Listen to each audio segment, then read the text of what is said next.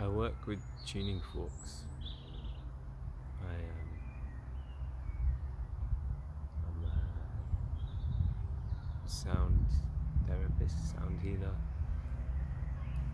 I do one-to-one sessions using tuning forks primarily, and they fascinate me. And there's a famous physics experiment where I'm sure you can find it on YouTube, where they get two tuning forks and they strike one so it's vibrating, and the other one starts to vibrate without any contact. Part of this is because its natural tuned frequency is the same as the first one, and the other part of it is that it starts to vibrate at the same frequency.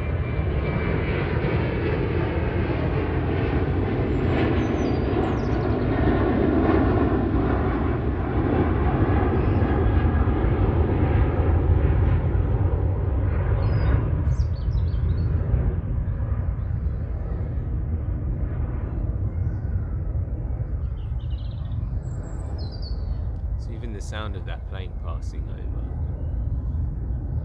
you don't just hear it, you feel it, you feel the vibrations. So the sound travels really, really far. It travels through matter, it travels through molecules, it travels through air, everything vibrates, and that vibration carries that frequency. So with the two tuning forks, it's the same thing. One of them is vibrating at a frequency, and the other one has that innate frequency within it, so it starts to vibrate and match that frequency without any action, just by being in its vicinity. Like I am in the vicinity of the plane. So this is much the same principle behind the non-dual message.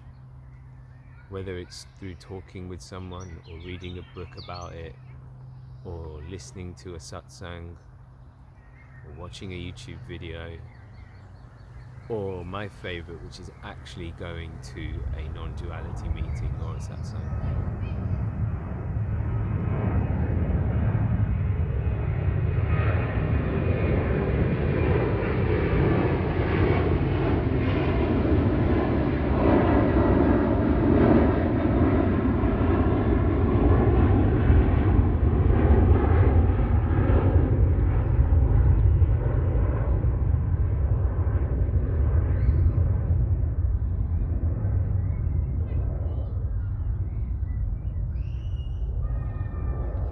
So when you're at a non-duality meeting or a satsang, there's a tuning fork at the front of the room, vibrating at a certain frequency.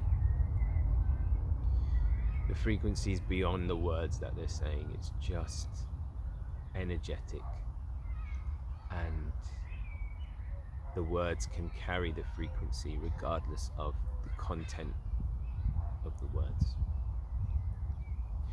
And then the people at the satsang listening are also tuning forks that have that innate frequency within them, and that innate frequency starts to resonate with the frequency coming out of the person at the front. And that frequency starts to match it. And because there's so many tuning forks at a in-person meeting, this vibration is amplified, much like people at a concert moving in rhythm to the song, to the band, to the DJ, or a choir singing in tune. And this, like I said, it doesn't have to be an in-person meeting. It can be just through talking to someone, just through messages, text messages, voice notes, phone calls, reading a book, this energetic frequency, this signature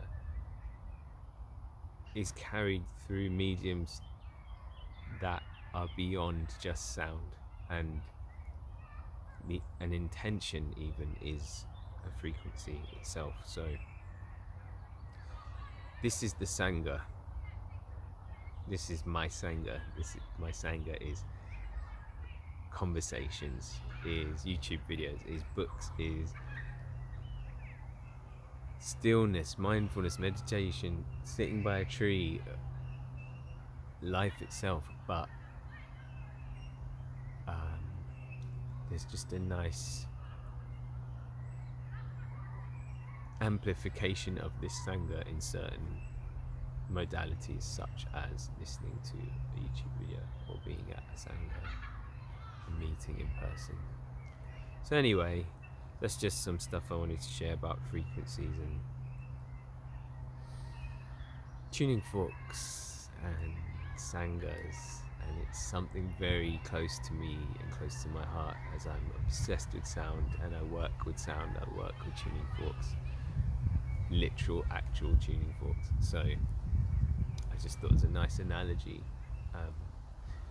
about this energetic transmission, which is beyond the actual material modality of the transmission. However, the sounds can convey it as well, can carry it. They can amplify it. They can amplify something that's already inherent in everything and already vibrating at this frequency.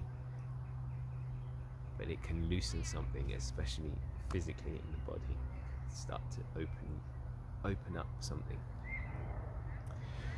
So anyway, that's today's 7.5 minute waffle. Enjoy, and I hope you're having a lovely day where you are, and I'm going to stop this before that plane completely drowns me out. Ciao for now.